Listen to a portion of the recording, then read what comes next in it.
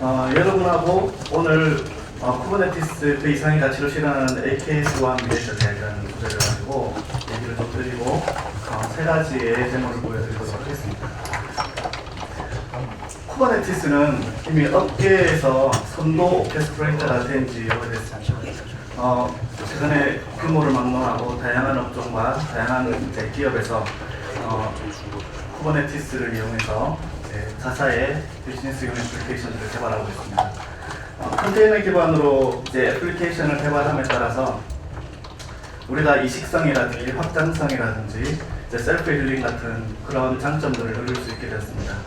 퍼블릭, 프라이빗, 하이브리드, 멀티 클라우드를 막론하고 쿠버네티스를 통해서 이식성을 확보할 수 있고요. 모듈러와 플러그블한 형태의 다양한 확장들을 만들 수가 있고요.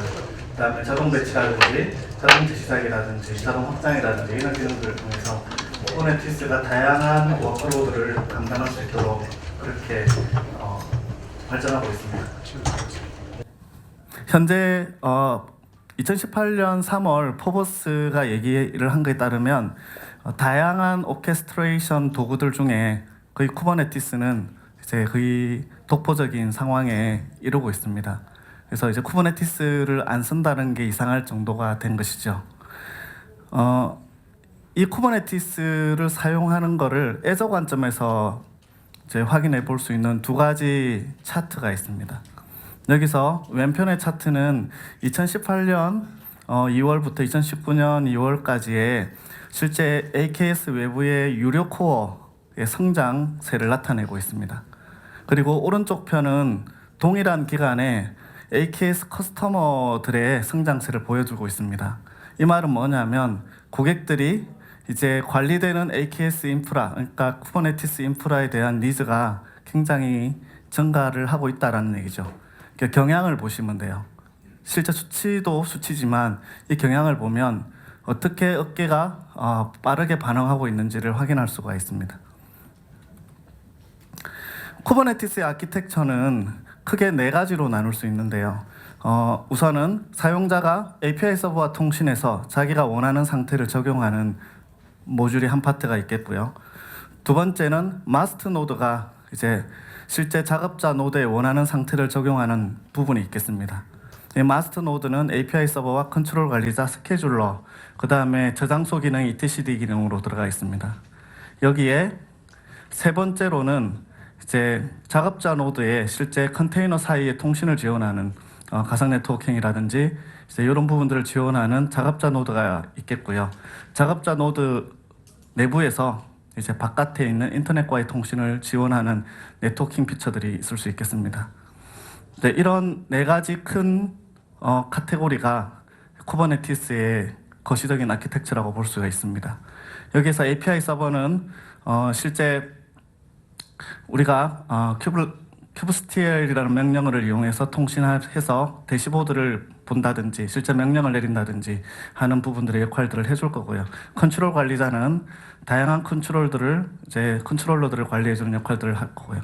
스케줄러는 실제 우리가 노드를 배치하고 확장할 때 의사결정을 내릴 수 있는 그런 역할들을 해줄 겁니다. 그리고 작업자 노드에 있는 큐브 프록시는 가상 네트워킹과 통신을 해서 네트워킹 영역에 대한 부분들을 처리를 해줄 것이고요. 필요한 네트워킹 리소스를 전달해주는 역할들을 해줄 겁니다.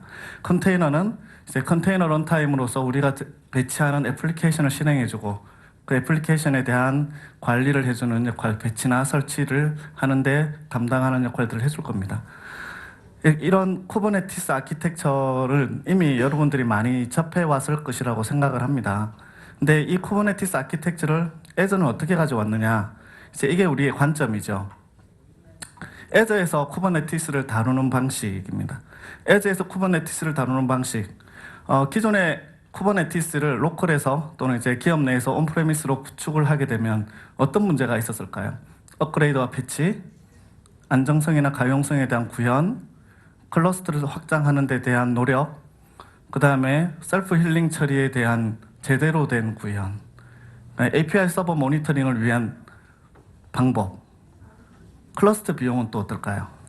이런 부분 자체가 여러분들이 스스로 마스터 노드를 관리해야 되는 이런 문제들을 애저에 맡긴다면, 애저가 관리하는 컨트롤 영역이라면, 고객은 자사의 애플리케이션에 올라가는 고객의 VM, 그 위에 올라가는 도커와 도커 안에 만들어지고 있는 파드 안에서 돌아가는 컨테이너들만 신경을 쓰면 되죠. 그러니까 온리 개발하고 배포하고 관리하는 이 부분에만 집중을 할 수 있게 되는 겁니다. 이렇게 할 때 실제 기업은 더 빠른 개발 주기와 함께 더 신속한 애플리케이션 개발과 배포가 가능해지겠죠. 장점은 클러스터 비용이 없다는 것이죠. 단지 우리가 사용하는 이 VM에 대한 비용만 할당하면 된다는 얘기죠. 쿠버네티스를 얘기하면서 한 가지 빠지지 않게 또 얘기를 해야 되는 부분이 있습니다. 바로 햄이라는 부분입니다.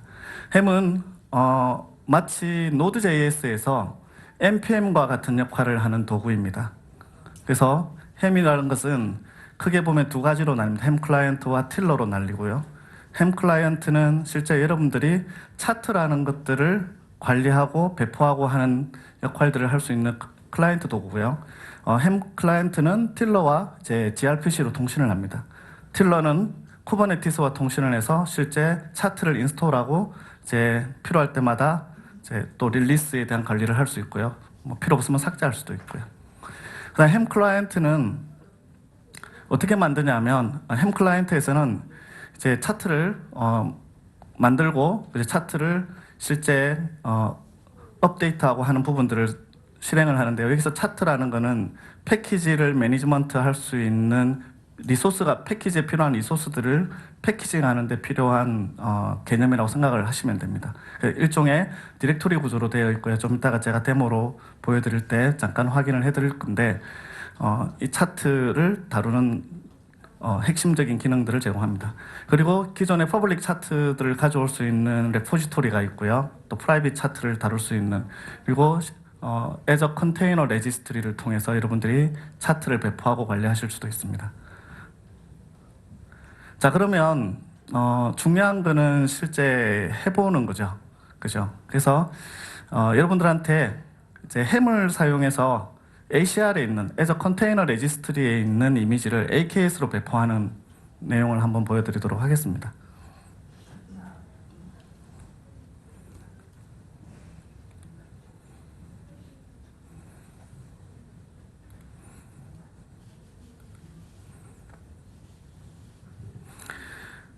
현재 제가 갖고 있는 머신에, 리눅스 머신에 로컬에 올라와 있는 이미지, 도커 이미지들입니다. 여기에 이제 여러분들이 관심 있게 좀 봐주셨으면 하는 부분은 콘텐트 이닛, 그다음에 콘텐트 웹, 콘텐트 API라는 게 있습니다. 이 세 가지 앱은 민 스택으로 만들어져 있고요. 웹은 이제 프론트엔드를 얘기할 거고요. 이닛은 데이터베이스 쪽 데이터를 채우기 위한 로컬 이제 로직이 될 거고요. 실제 이제 데이터베이스는 몽고를 사용하고 있습니다. 현재 로컬에서 돌아가고 있는 컨테이너 이미지고요. 그래서 이제 시간이 걸릴 거기 때문에 제가 ACR로 푸시는 이미 해놓은 상태고요. 그래서 제가 리소스 그룹에 미리 만들어 놓은 애저 컨테이너 레지스트리를 한번 보여드리겠습니다. 자, 애저 컨테이너 레지스트리고요. 이 애저 컨테이너 레지스트리의 리포지토리에 보면 세 가지 이미 조금 전에 제가 로컬에서 보여드렸던 세 가지 이미지가 푸시되어 있습니다. 돼 있죠? 그리고 미리 제가 구축해 놓은 이제 AKS도 미리 만들어 놓았습니다. 자, 이 AKS는 RBAC를 적용해 놓은 상태입니다. 롤 베이스드 액세스 컨트롤이 가능하도록 적용해 놓은 상태고요. 필요한 서비스 프린시플도 미리 만들어 놓은 상태고 조금 전에 콘텐츠 이니시에 들어가 있는 그 로직을 돌려서 이제 데이터베이스에 콘텐츠를 채우는 거를 이제 할 텐데 이미 제가 이제 코스모스 DB를 하나 만들어 놓았고요. 코스모스 DB에 데이터를 채워 놓은 상태입니다. 자, 그러면 현재 이제 이 AKS의 대시보드를 한번 접근해서 확인해 보도록 하겠습니다. 자, AKS 대시보드를 접근하기 위해서 확인해야 되는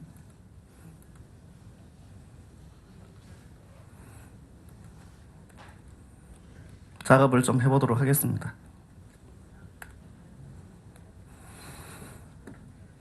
현재 AKS 로컬에 바인딩을 해서 대시보드에 들어가는 부분을 실행을 했고요.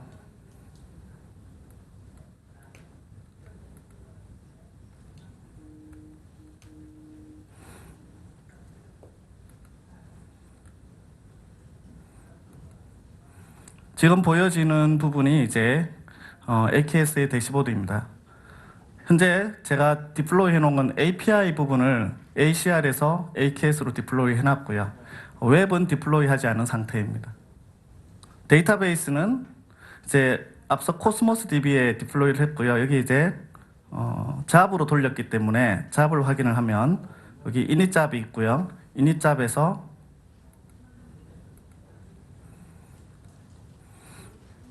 자, 글자가 잘 보일지 모르겠는데 몽고DB에 커넥트돼서 이제 크게 보면 두 가지 종류의 이제 데이터베이스 데이터가 있는데 하나는 스피커 정보고 하나는 세션 정보예요.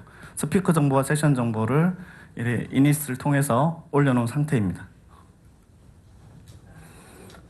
이 상태에서 자, 웹이 없죠. 당연히 웹이 없으니까 이제 프론트엔드가 디플로이 돼야만 실제 이제 제대로 된 결과를 볼 수 있을 겁니다. 물론 이 상태에서도 API 서버와 코스모스 DB 서버의 통신은 가능한 상태이기도 하고요.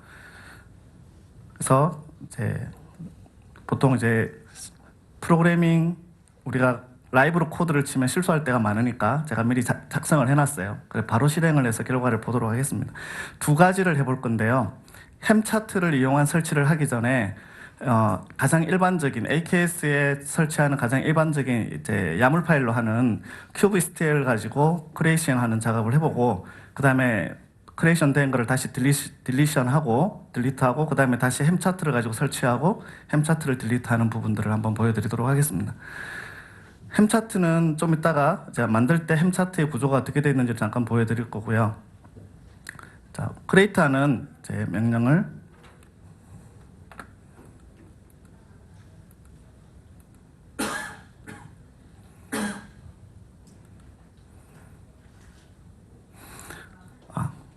잠시만요. 여기서 자, 여기는 중지를 시키고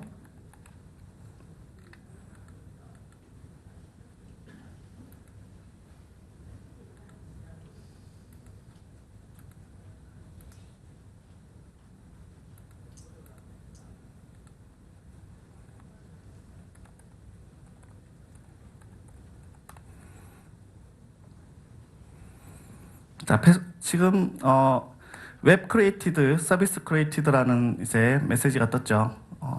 큐브시트를 가지고 제가 실행을 시킨 거고요. 그러면 실제 만들어졌는지 한번 보도록 하겠습니다.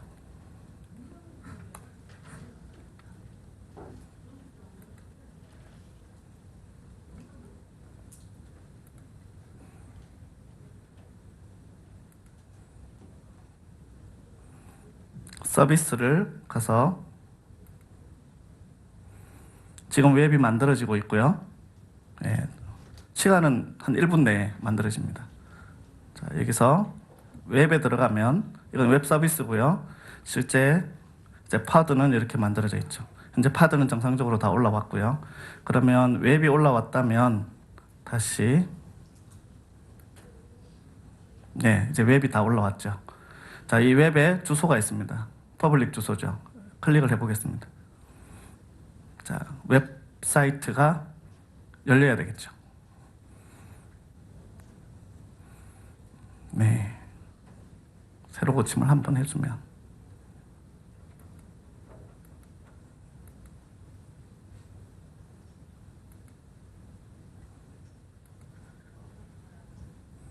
다시 한번 해보겠습니다.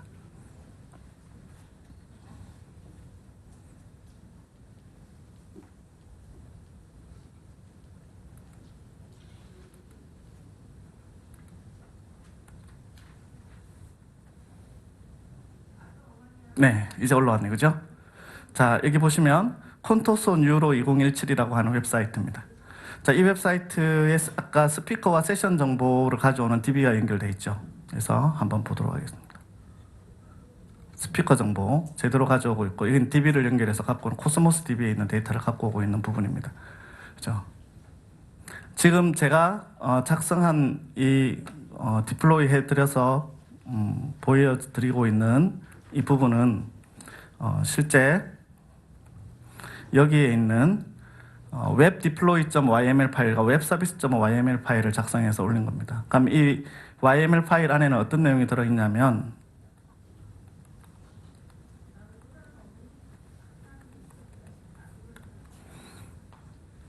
맨 위에 여기 보면 이미지 부분이 있죠. 컨테이너 이미지 부분이 있고 여기서 ACR 부분이 있죠. 이제 cr.io라고 주소가 붙어 있는 여기에 있는 이미지를 가져와서 쿠버네티스에 디플로이를 한 겁니다. 여기 있는 kubectl이 디플로이 해주는 역할을 한 거죠. 그리고 이제 나머지 부분들은 실제 API 서버랑 통신하고 하는 부분에 대한 연결 정보들이 컨텐트 API URL 같은 부분들이 설정이 되어 있는 거예요. 이제 이렇게 야물 파일을 작성을 하고 이 구성을 디플로이해서 이제 웹을 디플로이 한 겁니다.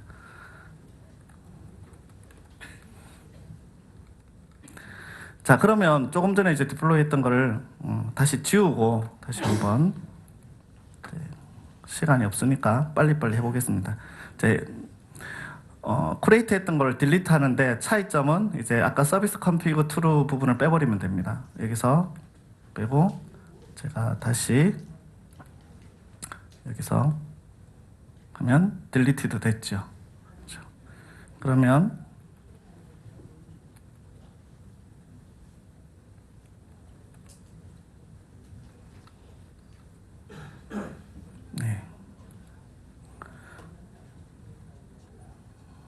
대시보드를 한번 확인해 보겠습니다. 배포했던 과연 서비스는 어떻게 됐을까? 예, 지금은 사라졌죠. 배포하고 사라지고 이제 이런 부분들이 굉장히 쉽게 작업할 수가 있다는 얘기죠. 물론 이제 개발 자체를 잘했어야 되는 거죠. 개발 자체를. 개발이 엉망이면 이제 의미가 없겠죠. 자, 지금까지 드렸던 얘기는 kubectl을 이용하는 작업이었고요. 그러면 kubectl이 아니라 이제 햄 차트를 이용하는 작업으로 배포를 한다 그러면 햄 차트가 있는 부분을 한번 보도록 하겠습니다. 자, 여기가 이제 콘텐츠 웹에 차트라는 폴더가 있고요. 이 차트 안에 보면 웹이라는 폴더가 있죠. 그죠? 이 웹 폴더 안에 들어가서 보면 실제 야물 파일들이 있고 템플릿들이 있습니다. 이것들이 이제 햄 템플릿으로 햄 차트로 만들어져 있는 부분들이고요. 네, 이 구성들을 이미 이제 제가 해놓은 상태에서 차트를 이제 요 웹 폴더 안에 있는 부분들을 이용해서 햄 차트를 배포를 해보도록 하겠습니다. 구성은 비슷한데요. 여기서 이제 우리가 좀 봐야 될 부분은 여전히 이 햄 차트도 애저 컨테이너 레지스트리에 있는 그 이미지들을 가져다가 배포를 하도록 만드는 작업인데 실제 애플리케이션 배포를 해보면 아까 kubectl을 가지고 배포를 하는 것보다 햄 차트를 가지고 배포를 하는 게 훨씬 빠릅니다. 물론 이제 작은 애플리케이션에서는 큰 차이가 안 느껴지겠지만 사이즈가 크고 좀 이제 많은 배포를 해야 될 경우에는 햄 차트가 훨씬 더 이제 유리하죠. 그래서 햄 차트 배포는 이렇게 햄 인스톨이라고 하는 명령을 통해서 배포를 할 수가 있고요. 조금 전에 이제 웹이라는 폴더 안에 이제 차트에 대한 정보들이 다 들어가 있으니까 얘를 가지고서 리눅스 머신에서 배포를 해보도록 하겠습니다. 네, 햄 차트 배포에 대한 디플로이드 스테터스가 여기 보면 디플로이드가 됐습니다. 디플로이드. 그렇죠. 자, 그러면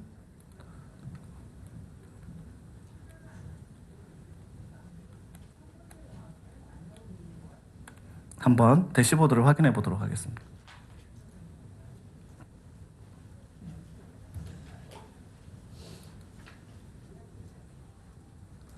서비스의 웹이 디플로이 됐죠. 햄 차트를 이용해서 디플로이 된 웹입니다. 여전히 이제 여기 들어가서 보면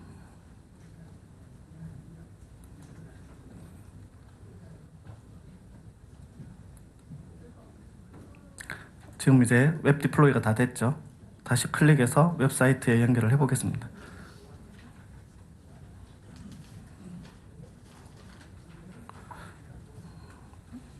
초기 로딩이 약간 시간이 좀 걸리니까 새로 고침을 한 번, 두 번쯤 해보면 바로 올라오겠죠.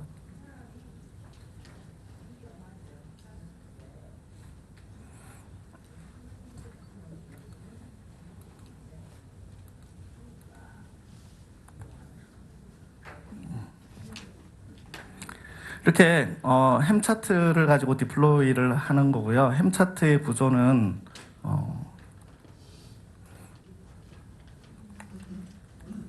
여기서 제가 value라고 하는 게 이제 핵심 내용인데 이 안에 작성되어 있는 부분들을 확인을 해보시면 여기 리포지토리에 대한 부분이 있고요. 이 리포지토리 밑에 이제 뭐 서비스에 대한 부분, 로드 밸런스는 그 다음에 내가 지금 배포한 그 햄 차트의 이름이 이제 웹이죠. 웹. 그리고 필요한 이제 리소스에 대한 리퀘스트 부분이 있고요. 그래서 여기 차트 안에 있는 내용들이 이런 식으로 작성이 되어 있고요. 조금 전에 이제 웹사이트가 제대로 다시 한번 클릭을 해서 보겠습니다. 네, 이런데 시간이 안 걸려야 되는데 그죠? 이런데 시간이 걸리죠. 아까처럼 몇 번 올라오는데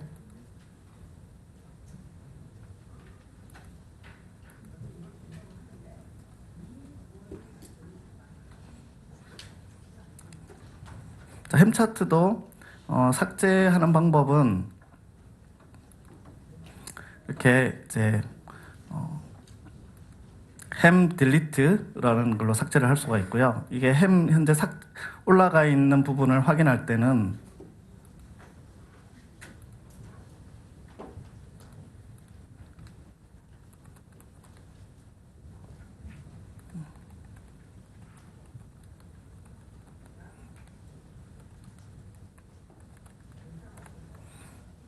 이렇게 보면 조금 전에 배포된 햄 차트가 올라가 있는 걸 확인할 수 있고요. 디플로이드라고 돼 있죠.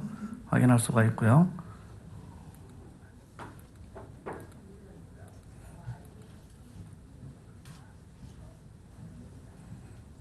실제 이제 조금 기다려서 뜨게 되는데 우리는 시간이 많이 없기 때문에 안 기다리고 넘어가겠습니다.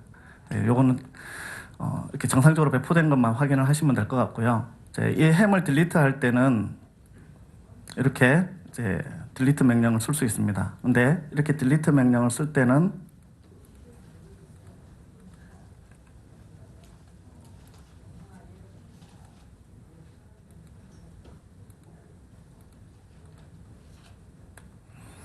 조금 전에 실행했던 결과를 한번 보면 이렇게 딜리티드라고 되어 있고요. 여기 기록이 남아있죠. 이 기록을 다 지우고 싶으면 퍼지 옵션을 쓰시면 됩니다. 퍼지 옵션을 쓰시면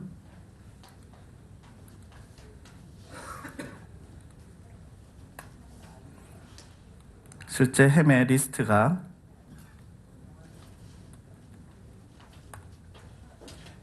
없죠. 더 이상 안 나오죠. 그래서 재배포할 때 간혹 꼬이는 경우가 있는데 그때는 퍼지 옵션을 써서 완전히 삭제를 하고 배포를 하시면 됩니다. 자, 이제 이렇게 간단하게 끝내도록 하고요. 그 다음에 다음 내용으로 넘어가서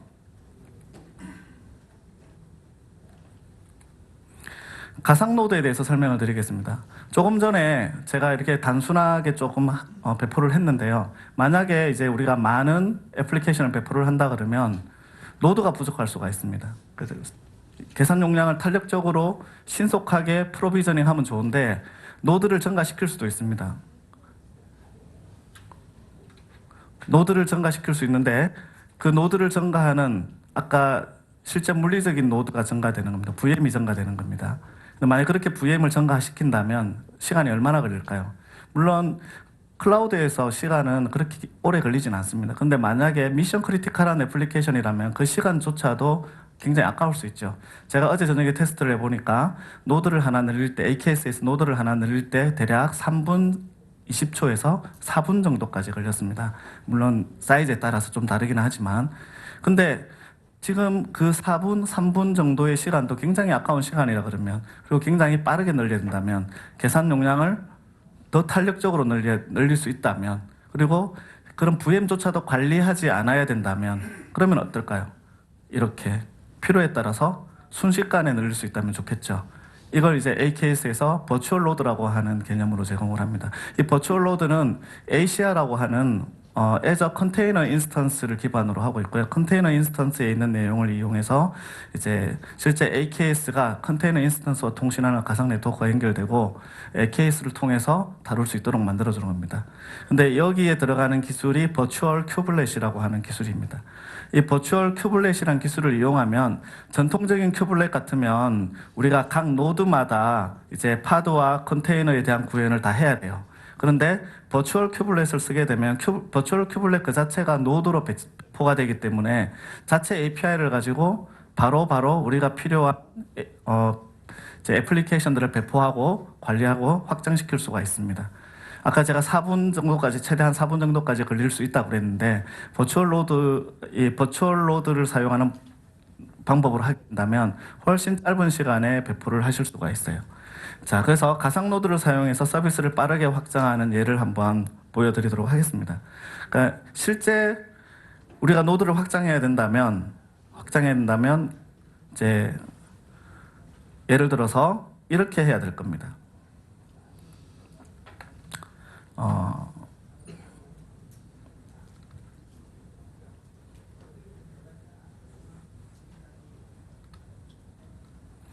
우리가 AKS에 가서 스케일에 가서 여기서 이제 노드를 확장할 수가 있죠. 그죠? 이 노드를 제가 2에서 3으로 한 노드를 올리면 한 4분 정도 걸리는 거죠. 요 스펙에서 CPU 2개짜리에 메모리 7기가짜리 VM이 하나 올라가는 겁니다. 그런데 버추얼 로드를 사용하는 경우는 어떻게 되는지 한번 보도록 하겠습니다. 현재 이 같은 경우도 아까 비슷한 케이스인데 이제 또 동일한 앱인데 다른 클러스터입니다. 다른 클러스터고요. 여기에 제가 현재 노드가 몇 개 있는지를 한번 보도록 하겠습니다.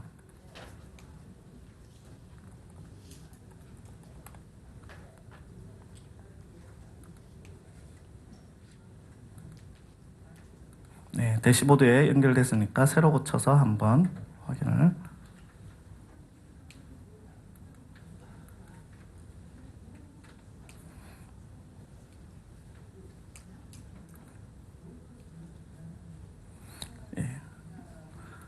조금 전에 이제 제가 포털에서 보여드렸지만 현재 노드 2개가 돌아가고 있고요. 제가 이 AKS를 만들 때 가상 노드를 허용하는 옵션을 이네이블 시켜서 만들었습니다. 그래서 자체적으로 버추얼 로드가 하나 올라가 있긴 합니다. 물론 이제 이 버추얼 로드로도 애플리케이션을 배포할 수 있지만 여기서는 이제 일단 다른 버추얼 로드를 배포하는 것을 한번 보여드리도록 하겠습니다.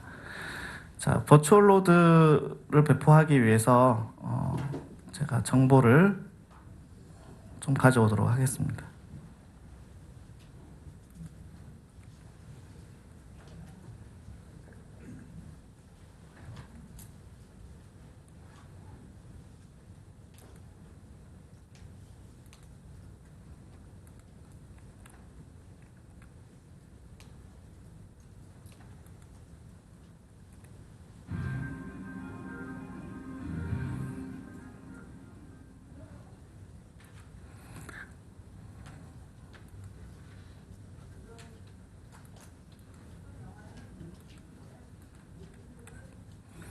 자, 여기서 버추얼 큐블렛을 배포를 해서 이제 버추얼 로드를 만들 건데 install connect라고 하는 명령을 이용해서 만들 거고요.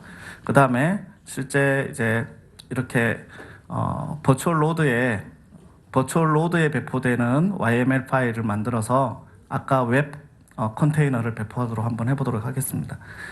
자.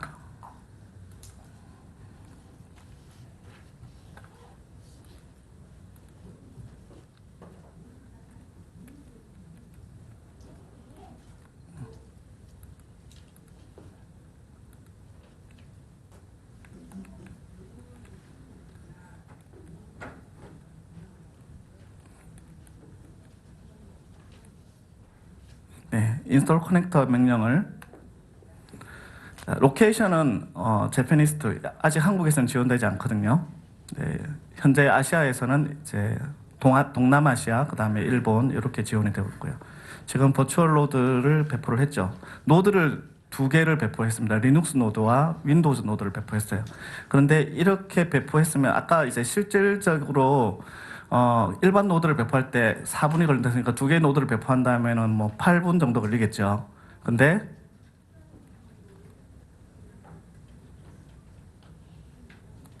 제가 배포했던 이 버추얼 노드는 지금쯤 제가 1분도 안 지났거든요. 1분도 안 지났는데 만들어졌을까?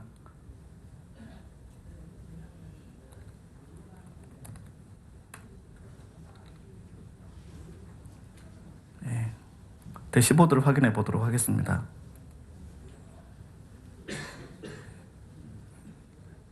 지금 여기에 두 개의 노드가 만들어졌죠. 제가 노드를 선택을 했고 두 개의 노드가 만들어졌고 이 두 개의 노드가 하나는 리눅스 노드고 하나는 윈도우즈 노드입니다. 얘를 클릭해 볼까요? 첫 번째 걸. 그래서 보면 버추얼 큐블렛, 윈도우즈 제페니스트. 그죠? 1분도 안 되는 순간에 두 대의 가상 노드가 배포가 됐죠. 그러면 이 가상 노드에 바로 우리가 아까 웹을 바로 배포할 수도 있습니다. 그래서 콘텐츠 API 웹을 배포한다면 똑같이 kubectl 명령을 쓰는데 버추얼 노드에 배포하기 위해서는 vnode 요 콘텐츠 제가 web.yml이라고 만들어 놓았죠. 이 YML 파일을 작성하는 방법이 조금 다릅니다. 그래서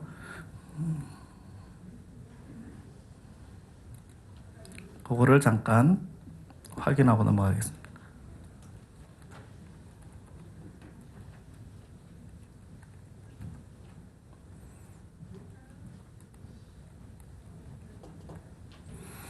자, 여기는 밑부분에 보면 노드 셀렉터와 이제 톨러레이션이라고 하는 부분이 들어가고요. 여기에 대한 부분들을 작성을 이렇게 해줘야 됩니다. 그리고 윗부분은 거의 앞서 이제 큐블렛 배포할 때 작성했던 YML 파일과 유사하고요.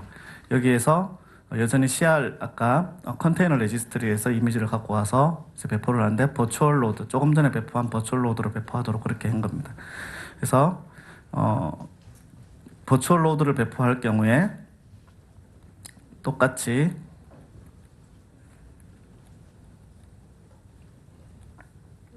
이 명령을 이용해서 큐블렛을 이용해서 kubectl을 이용해서 배포할 수 있습니다.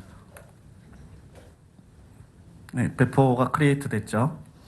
그러면 실제 이 노드가 이 웹이 버추얼 노드에 올라가 있는지 확인을 한번 해보도록 하겠습니다.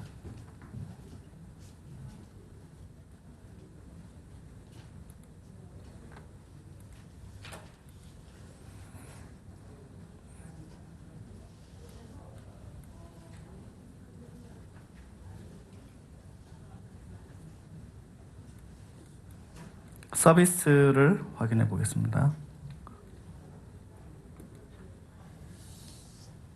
웹이 현재 올라가고 있고요.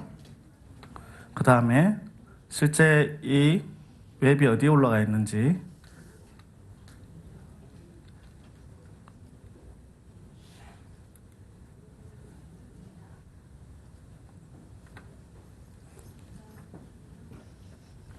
지금 이제 정상적으로 이렇게 다 올라왔고요. 접속이 되는지 한번 확인해 보고 이거는 좀 이따 확인하고 노드에서 서비스에서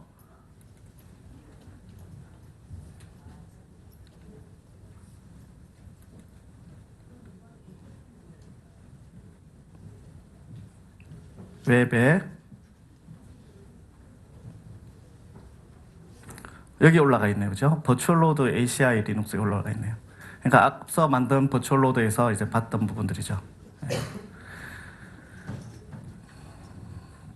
자, 빠르게 또 쿠버네티스와 마이크로 서비스는 환상의 콤비입니다. 여러분은 알겠지만 이제 실제 컨테이너 기반으로 서비스의 실행을 증가시킨다든지 서비스 디스커버리라든지 자동화된 컨테이너 수준 확장이라든지 이런 것들이 마이크로 서비스가 필요로 하는 것들이죠. 또는 리소스를 격리를 한다든지 역할 기반 액세스 제어라든지 이런 것들이 마이크로 서비스가 필요로 하는 건데 여기에 쿠버네티스를 결합하면 정말 멋지게 구현해낼 수 있습니다. 그런데 문제가 뭘까요? 바로 수많은 개념, 파드, 디플로이먼트 서비스, 인그레스, 또 배포 전에 컨테이너도 만들어야 돼요. 여기저기 등장하는 야물도 만만치 않습니다. 디버깅 할 때는요, 디버깅 옵션도 골치 아프죠. 그죠? 근데 이런 부분들을 이제 우리가 잘 하는 도구를 가지고 그 다음에 애저 데브옵스와 같은 CI/CD 파이프라인으로 전환하고 비주얼 스튜디오와 같은 도구를 결합하고 하면은 얼마나 만들기가 편할까. 그리고 야물 파일을 최소한으로 다루고 이런 배포 전에 컨테이너를 만든다든지 하는 작업들을 굳이 하지 않아도 이제 할 수 있다면 얼마나 좋을까요? 그래서 마이크로소프트가 제공하는 새로운 기능이 애저 데브 스페이스라고 하는 기능입니다. 이 애저 데브 스페이스를 이용하면 로컬 컴퓨터 설정을 아까 뭐 햄 차트를 만들기 위해서 설정한다든지 여러 가지 부분들이 있고 도커를 이용해서 컨테이너를 만든다든지 이미 이미지를 만들어서 ACR로 푸시하고 거기서 이미지를 다시 쿠버네티스로 푸시하도록 여러분들이 작성을 해야 되고 하는 이런 부분들이 있겠죠. 근데 이런 부분들을 최소화시킬 수 있다라는 거죠. 개발과 디버깅을 빠르게 반복해서 한 번에 해결할 수 있습니다. 그래서 AKS에서 이제 데브 스페이스를 활성화시키게 되면 격리된 네임스페이스에서 여러분이 마이크로 서비스를 만들고 테스트하고 그거를 CI/CD 파이프라인으로 연결해서 내가 코드에 대한 수정을 하고 이제 커밋을 하게 되면 이 모든 것들이 한 번에 다 돌아서 최종적으로 쿠버네티스에 반영이 되고 반영된 정보를 확인해서 볼 수 있다면 가장 좋은 방법이겠죠. 그래서 그 기능을 제공하는 게 애저 데브 스페이스인데 애저 데브 스페이스는 이렇게 이너 루프로 여러분들이 기업 내에서 애저 데브 클러스터하고 AKS 클러스터와 데브 스페이스를 콜라보 시켜서 개발을 하다가 필요에 따라서 이제 애저의 데브옵스 파이프라인을 타서 실제 프로덕션까지 디플로이하는 그런 작업들을 하실 수가 있어요. 그래서 데브 스페이스, CI/CD, AKS 이렇게 구성하는 작업이 이제 데모로 제가 준비했는데 이건 시간 때문에 최종적인 결과만 한번 보여드리도록 하겠습니다.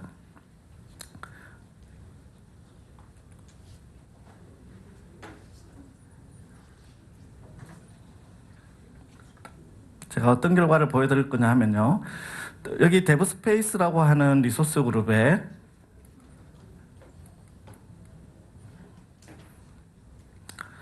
제 AKS가 배포되어 있고요. 이 AKS는 이제 데브 스페이스가 활성화된 상태로 아까 제가 명령줄 잠깐 보여드리는 그 명령줄로 배포가 되어 있는 상태고요.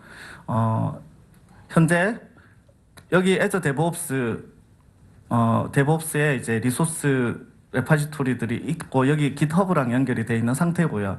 여기 파이프라인 여기 설정에 보면 프로젝트 설정에서 서비스 커넥션에서 여기 ACR 컨테이너 레지스트리와 AKS와 그 다음에 리소스 매니저와 그 다음에 깃허브에 대한 계정들이 전부 다 연결되어 있는 상태입니다. 그리고 실제 소스 코드는 여기 깃허브에 있습니다. 깃허브에 제가 이 깃허브에서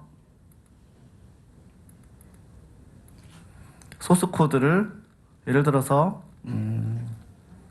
우리 뭘 이런 거 다 시나리오로 짜놓잖아요. 그래서 233번 행에 현재 여기에 접근하면 이 웹페이지인데요. 현재 이제 서비스되고 있는 웹페이지인데 이 웹페이지의 문제는 뭐냐면 여기가 실제 자전거 이미지가 나와야 돼요. 근데 이 자전거 이미지가 나올 수 있도록 코드를 제가 깃허브에서 꽂힙니다. 그래서 이 부분 때문입니다. 여기서 에디팅을 들어가야 되겠죠. 그래서 에딧 하고요. 그 다음에 여기서 바로 마스트에다 커밋을 바로 해버리도록 하겠습니다.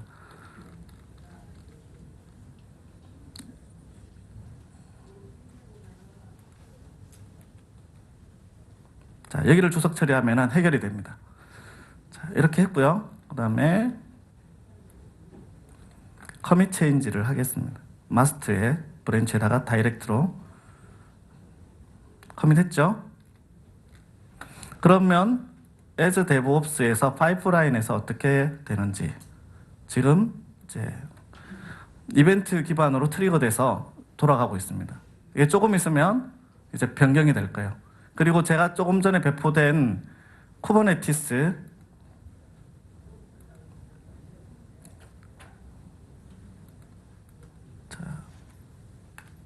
쿠버네티스에서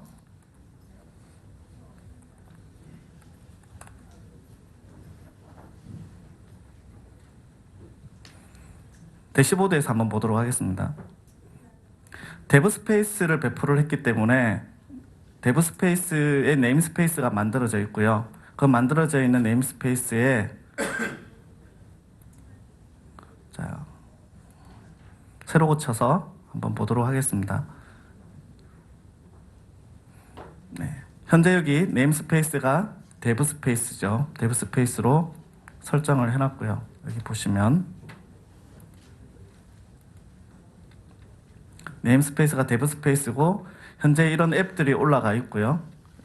애플리케이션이 이제 도커 이미지화돼서 돌아가고 있고요. 제가 아까 코드를 수정을 했고 코드를 수정한 게 as DevOps 파이프라인에서 돌아가고 있는데 GitHub의 이벤트가 DevOps 파이프라인으로 넘어가서 돌고 있고 그게 다 돌면은 컨테이너까지 이렇게 자동으로 다 배포돼서 결국은 결과가 어떻게 나와야 되냐면 이제 여기가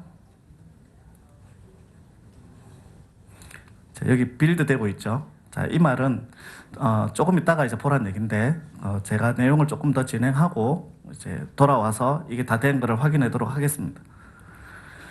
마지막으로 여러분한테 설명드릴 주제가 K다입니다. K다는 쿠버네티스의 문제점이라기보다 쿠버네티스의 아쉬운 점이 뭐냐면 쿠버네티스에서 이제 우리가 오토 스케일링을 할 수 있습니다. 구성을 해서. 근데 오토 스케일링을 할 때 그 스케일링을 할 수 있는 매트릭 팩터가 CPU랑 메모리예요. CPU와 메모리. 근데 아쉽죠. 왜냐하면 우리가 기능적인 확장을 하고 싶은데, 그러니까 파스 펑션 에저 서비스와 같은 거와 연계해가지고 에저 펑션즈 이런 거와 연계해서 예를 들면 스토리지 큐에 어떤 데이터가 들어오면 그 데이터에 따라서 자동으로 함수 앱이 디플로이되고 함수 앱이 자동으로 확장되고 늘어나고 하는 부분들을 만들고 싶은데 그게 기존의 쿠버네티스에서는 안 되는 거예요. 근데 이 부분을 레드햇하고 마이크로소프트가 협력을 해서 이런 펑션과 같은 이제 이벤트 드리븐으로 확장이 될 수 있도록 만들어 놓은 오픈 소스가 K다입니다. 아직은 이제 정식으로 GA가 된 버전은 아니지만 이제 나중에 이제 곧 GA가 될 수 있는 부분들이고요. 이벤트 기반으로 신속하게 대규모로 확장을 하실 수가 있습니다. 그래서 이렇게 확장을 했다가 필요하면 다시 줄이기도 하고요. K8s에다가 이벤트 소스를 직접 연결하는 걸 제공합니다. 에저 펑션즈도 들어갈 수 있지만 다른 클라우드에서 제공해주는 이벤트 소스도 연결할 수 있고요. 그러면 컨테이너가 이벤트 드리븐으로 실행이 되면서 실시간으로 또 매트릭도 활용하고 이제 새로운 배포가 일어난다든지 뭐 이벤트에서 어떤 문제가 발생한다든지 할 때 확장을 해서 파스와 같은 모델로 인스턴스를 확장할 수 있다는 그런 장점들을 갖고 있습니다. 그래서 향후에 로드맵은 마이크로소프트가 이제 AKS를 어떻게 가져가려냐면 AKS를 일종의 DSC 엔진으로서의 역할도 하게끔 하려고 합니다. 노드를 자동 복구하는 거예요. 항상 원하는 상태가 유지되도록.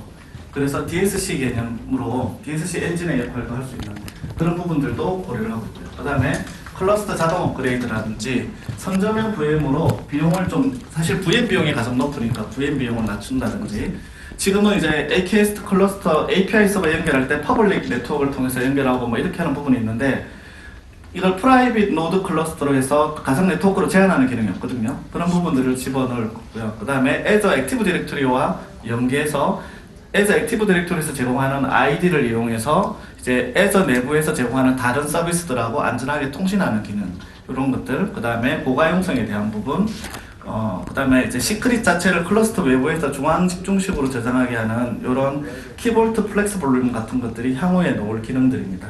그래서 이런 부분들이 이제 앞으로의 AKS의 로드맵이니까 한번 지켜봐 주시면 될 것 같고요. 조금 전에 이제 결과를 한번 볼까요? 어떤지 이렇게 서비스가 제대로 다 이제 빌드가 되고 디플로이까지 다 됐습니다. 그러면 실제 제가 다시 이 사이트를 접근을 해서 아무 자전거나 렌트를 해보도록 하겠습니다. 예, 아까는 이미지가 안 나왔는데 지금은 이미지가 나오고 있죠. 예, 제가 한 작업은 GitHub에서 소스 코드를 하나 고치고 체크인을 했죠. 체크아웃을 했죠. 체크아웃을 하고 나서 그 뒷단에는 뭐가 들어갔겠습니까? 소스 코드 레파지토리에서 시작해서 그 다음에 뒤에 있는 as DevOps 파이프라인 연결되고 ACR as 컨테이너 레지스트리 연결되고 AKS 연결돼서 컴파일되고 이미지로 만들어져서 자동으로 어디까지 배포됐냐면 이제 AKS까지 배포가 된 거죠. 프로덕션까지 배포돼서 지금 볼 수가 있게 된 거죠. 근데 이걸 하는 동안 제가 앞에서 보여드렸던 데모는 뭐였냐면 큐블렛이라든지 이제 햄 차트를 이용해서 YML 파일을 만들고 YML 파일을 수정해서 배포하는 것들을 좀 보여드렸잖아요.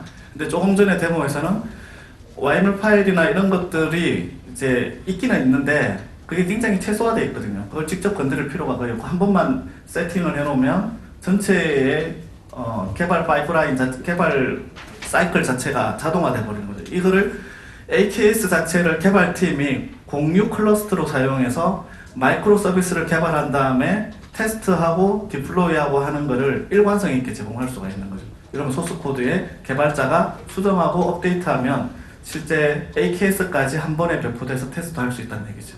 그리고 그게 확인이 되면 나중에 프로덕션에 배포하시면 되는 거죠. 이런 기능들을 마이크로소프트가 AKS에서 구현이 가능하도록 노력을 하고 있다는 거죠. 굉장히 멋지지 않습니까? 그래서 여러분들이 이제 해볼 거는 쿠버네티스 거기다가 애저를 더 해보십시오. 그리고 한번 사용을 해보시고 애저가 제공하는 데브 스페이스, 애저 데브 스페이스 그 다음에 애저 데브옵스 기능을 활용해서 여러분의 개발을 더 빠르게 한번 돌려보시길 바랍니다. 예, 제 세션을 여기서 끝내도록 하겠습니다. 감사합니다.